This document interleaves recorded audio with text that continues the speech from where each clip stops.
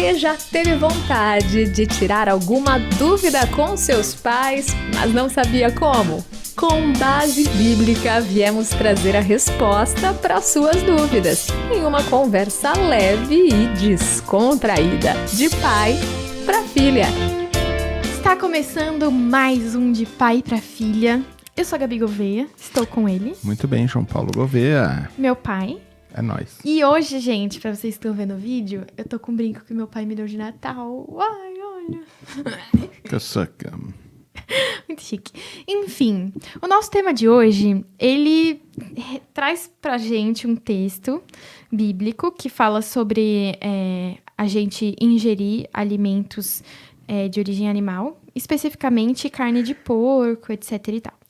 E aí o senhor pode até relembrar o contexto do texto também pra gente, mas a dúvida veio de uma das minhas amigas da yoga, dos exercícios físicos, e a gente estava conversando depois da aula, e aí elas comentaram sobre isso. Nossa, às vezes eu vou no mercado, eu olho lá e eu fico com uma impressão ruim da carne, né, da linguiça, carne de porco, salsicha. Teve uma que até falou que acho que não come.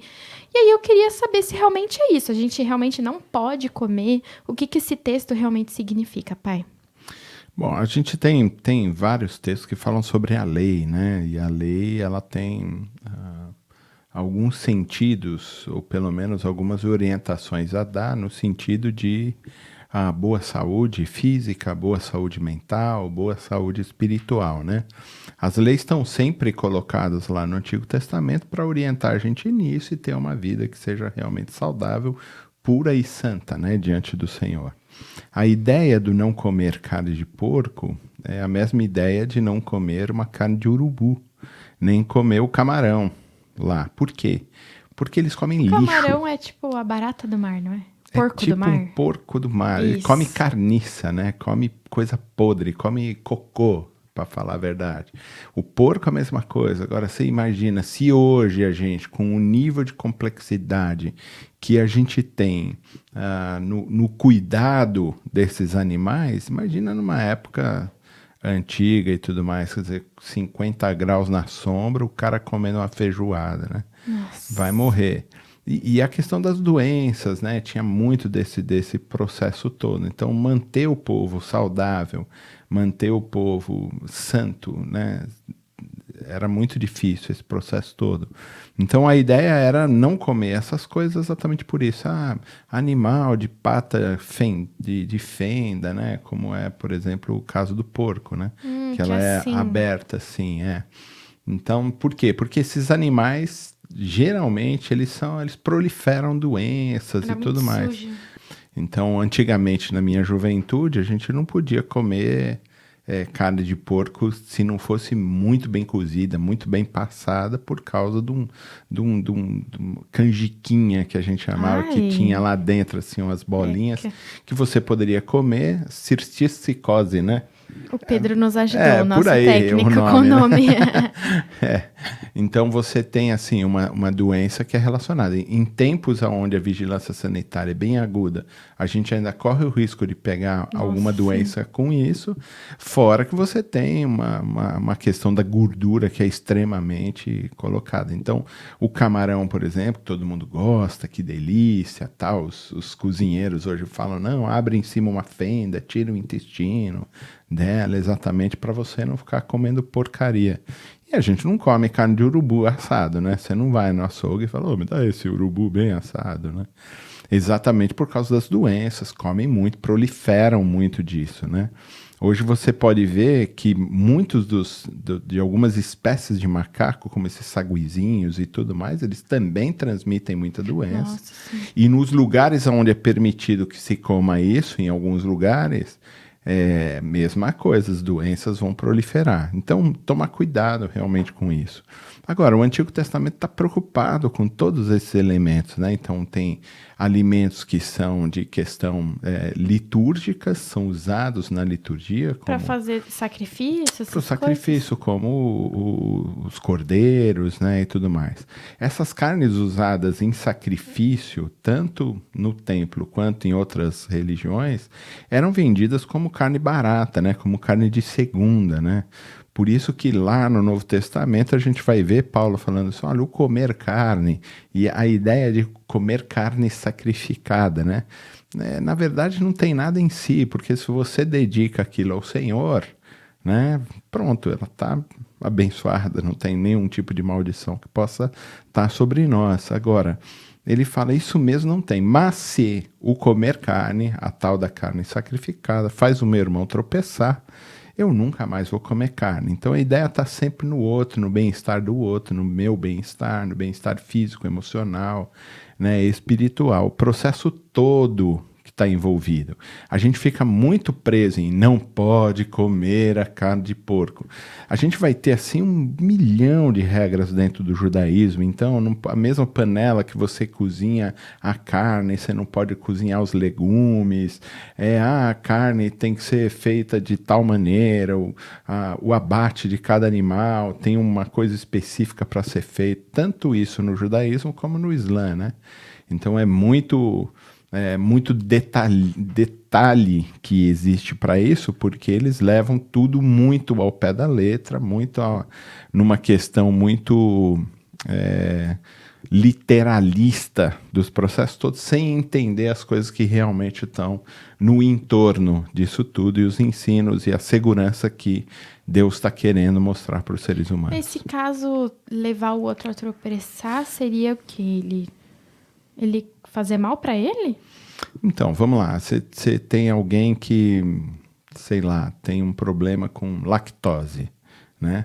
E a gente, para com isso é bobeira, isso é bobagem, Então, tudo eu faço com lactose. Aí a pessoa toma passa mal. Tô levando a pessoa nesse lugar aí para ela ir fazer uma coisa que para ela vai fazer muito mal, que é ruim. A questão de levar o outro ao tropeçar é ele se desviar da fé, né? Mas como na grande maioria das vezes. Faria pra pessoa tropeçar? Se para ela aquilo causa algum tipo de escândalo, no sentido, não é escândalo de mas escândalo no sentido de, como eu diria, de impulsioná-la a fazer uma coisa que não deve. Então, por exemplo, vamos lá, eu mesmo, João Paulo, não vejo grandes problemas em alguém tomar um copinho de vinho no almoço, alguma coisa por aí, né? Agora, se eu vou tomar com alguém que tem problema de alcoolismo, eu vou fazer essa pessoa tropeçar. Por quê? Porque ela vai se apoiar na minha liberdade para poder dizer eu também posso, e ela não pode. Percebe? Eu estou estimulando ela a fazer uma coisa que ela não pode fazer.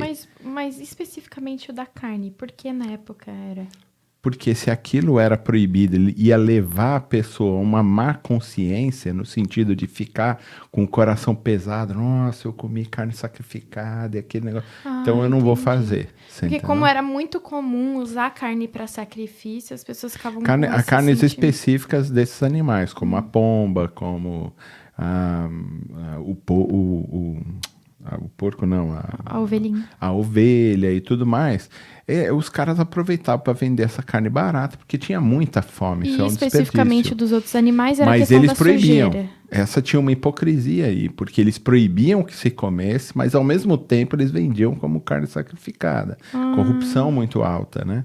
Agora, a relação é essa, de você ter um problema no sentido de a pessoa vai ficar com consciência pesada, né? Depois, poxa, eu não podia ter comido, mas eu comi, entendeu? E aí vai ficar com aquela culpa, e tô levando alguém para um caminho que não é um bom caminho.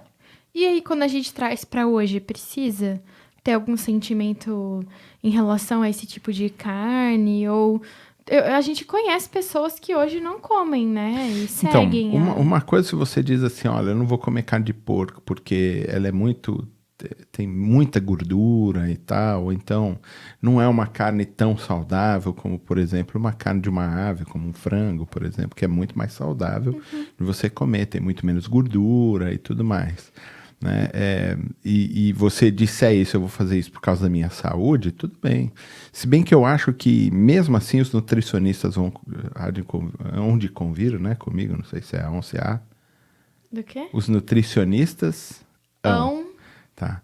de concordar com você. Os nutricionistas vão concordar comigo que é necessário que você tenha uma alimentação balanceada, um pouco de gordura animal, gordura vegetal. Quando eu tirei a vesícula, a primeira coisa que o meu médico me disse foi, Gabi, sem carne de porco, tá bom?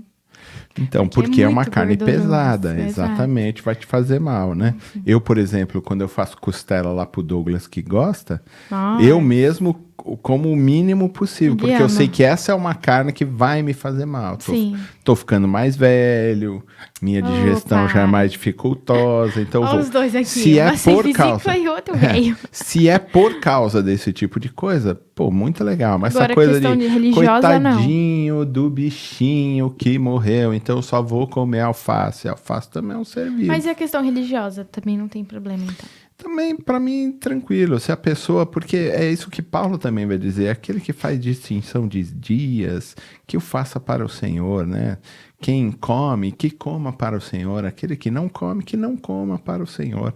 Nossa vida deve estar focada no Senhor. Se você entende que não se deve comer por efeitos religiosos, né? Ou por motivos religiosos, não se deve comer X ou Y carne ou XY alimento, que você faça isso para o Senhor, tá? Sem grandes preocupações. A ideia de devotar a nossa vida ao Senhor em todos os momentos da nossa história.